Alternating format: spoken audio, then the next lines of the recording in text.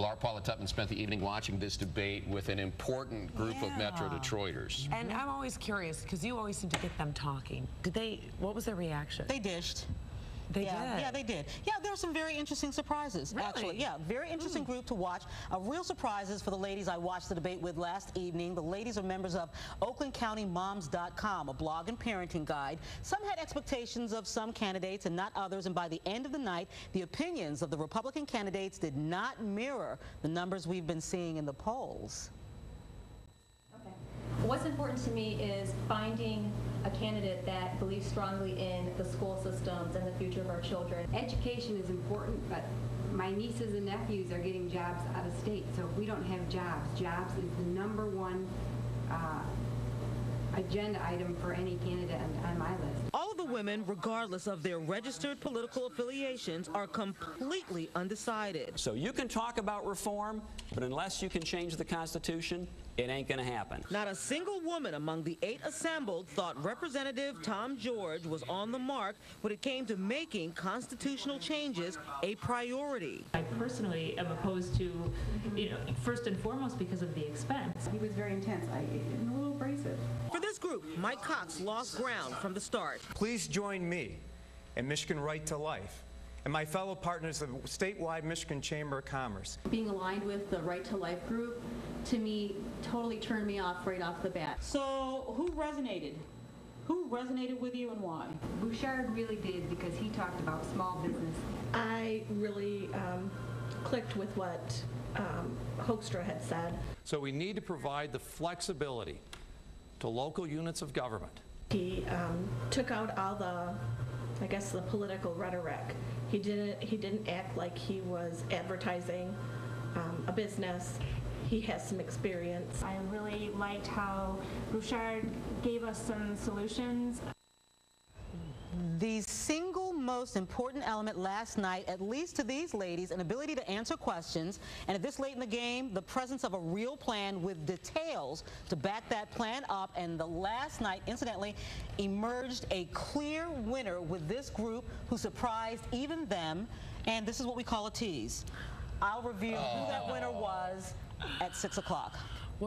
Interesting, though, in how they define the jobs issue. It's not a paycheck, it's keeping kids close, and that's true for most moms and dads. There were some interesting things that came out. I kind of sat in the background. I watched them. I watched their reaction as the candidates were talking. It was very interesting to watch when they nodded their heads, when they went like this, and when they actually went like this. And then we're going to kind of talk about that at 6. That was more of a tease. Did they have any thoughts about Snyder not being there?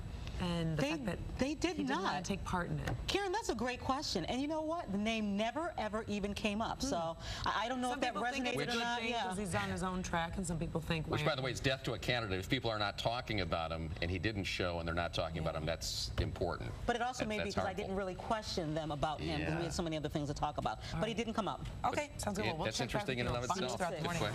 Thanks, Paula. James, get government out of the way. All right, that's a sample of what they said about job creation. The question is who won the debate, and our Paula Tutman talked to a very, very important group of undecided voters heading into the primary in August. Yeah, definitely. They walked in, they're not sure exactly how they felt, but by the end of the night, looks like they made some decisions. Well, you know what? This moved the needle. This debate actually moved the needles, rather. The ladies are members of OaklandCountyMoms.com, a blog and parenting guide that's really pretty popular. We had Democrats, Republicans. One lady actually described herself as fiscally a Republican, socially a Democrat. All completely undecided, but last night they got a little closer. A clear winner emerged, and guess what? It wasn't even who they thought might win. We've forgotten about 2 very important ingredients in education reform. It's not about the system. It's about the kids. U.S. Congressman Pete Hoekstra didn't lose many points, but he didn't gain a lot in this group of Oakland County moms. But Mike Cox started losing points, and it kept going the wrong way. Most offensive, this statement. It would mean wasting a year that the next governor, me, needs to get going. Unfortunately for him, I think it probably came across as cockiness. He seemed more arrogant. It just turned me off. Again, that he did not give any real specifics. Georgia's governor would institute a business advisory department. Tom George was probably the least believable tonight. He kind of came off as an SNL character, somebody that I kind of remember back when Dana Carvey would do the impressions of the political figures. A lot of gesturing that I thought was very distracting. Of the 4 candidates who did debate, Oakland County Sheriff Mike Bouchard came out as a surprise favorite. I will do, as I said in the beginning, whatever it takes to keep my kids, your kids, and our families in this state. I think that Mike Bouchard won this round because he gave specific answers. He seemed confident. He was actually a very good speaker. Right from his opening statement when he said, "I want to do this for my kids," that really got my attention. He had a plan, and he was able to state what that was. Having said all of that, I'm still an undecided voter. That's very important, by the way. An interesting view emerged that Bouchard seemed very gubernatorial. He came out the clear winner with this group for very different reasons, with each lady, I'll also say unanimously, but all say that doesn't nail shut the nomination or the vote. They all really want to hear from the Democrats, even those who voted Republican their entire lives. I'll tell you something else. Almost every lady at that watch party last night said they are choosing their candidates more carefully than they ever have before.